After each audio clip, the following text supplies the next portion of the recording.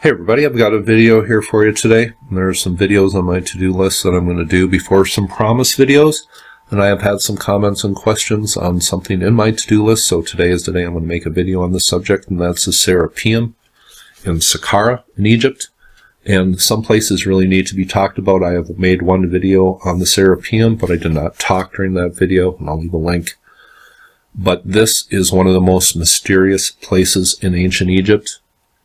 And places such as Abydos with the Osirian and up at Giza with the Sphinx and the Great Pyramid. The questions, I think questions should be asked about the chronology put out by Egyptologists and the standard model of history. And the Serapeum appears to be one of those places that is very ancient and mysterious, and there are some serious questions that should be asked. And Egyptologists want to associate every ruin in ancient Egypt to dynastic Egyptians for national pride's sake and tourism dollars, I guess.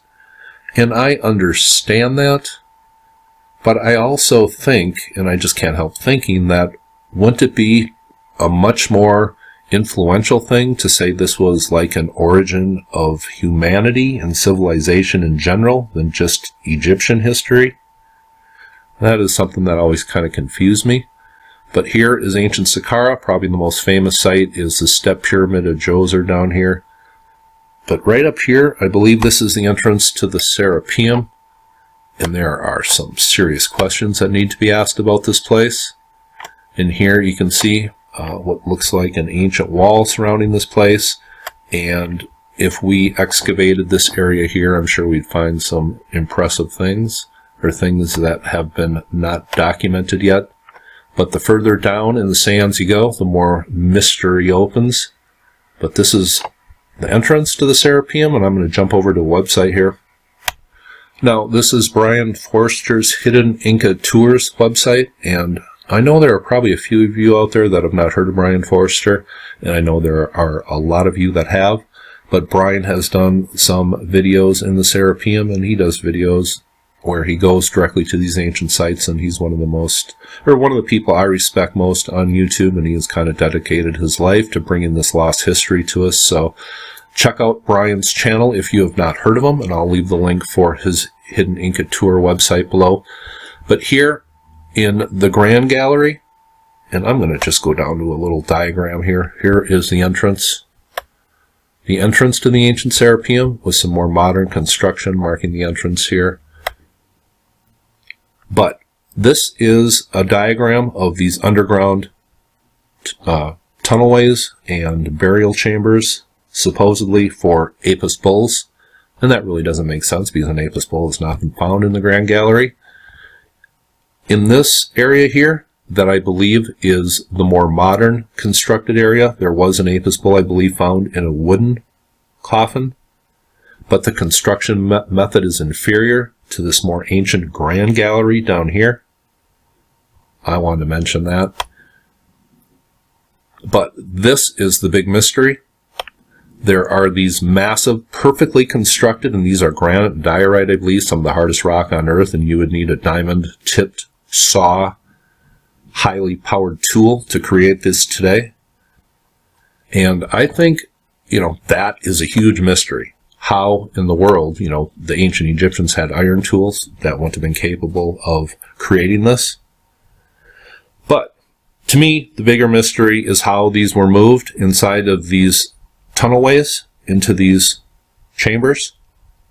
Now, if you watch my John Anthony West Sphinx video, he talked about talking to construction engineers, and they said something weighing 20, 30 tons, 15, 20, 30 tons.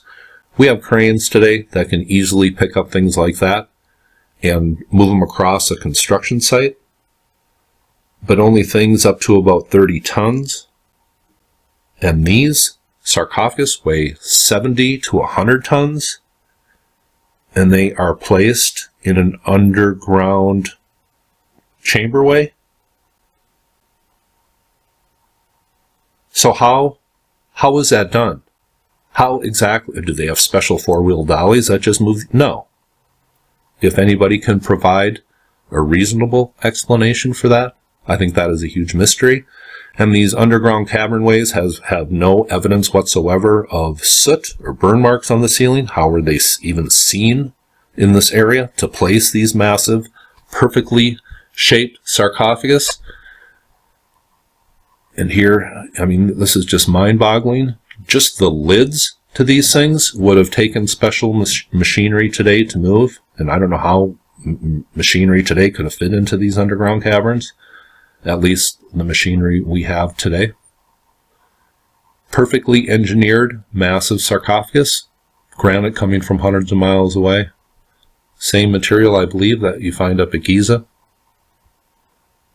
And the hieroglyphs on this appear to be inscribed by dynastic Egyptians, and these are far inferior to some ancient hieroglyphs we see carved in stones, and I believe, you know, people have said, and Brian Forrester has said this, these just appear to be inscribed by people who discovered this site.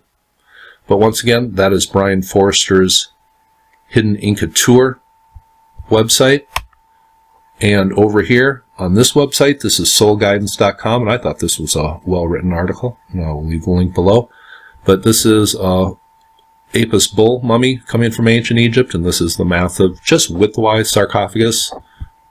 Apis bulls were never meant to be buried in here. And the true reason why these sarcophagus were in there is a huge mystery. But here are some pictures of the Serapeum, these massive sarcophagus. And here are some depictions of what it looked like upon discovery. Very strange, very ancient. And I'll just read the introduction here. It says, there is so little information available about the Serapeum, a place to bury embalmed bulls, supposedly. That's what they want you to believe. And I believe, you know, the dynastic Egyptians just found this ancient place, just like they did with the Osirian, just like Seti did with the Osirian, and he just built his temple right next to it to associate his legacy with it. But it says archaeologists don't seem to be interested in it, maybe because there is one underground gallery that doesn't fit into their established theories of dynastic Egyptian history, which cannot be older than 3000 BC. It is my opinion that the main gallery with its granite coffers dates from Atlantean times, more than 12,500 years ago.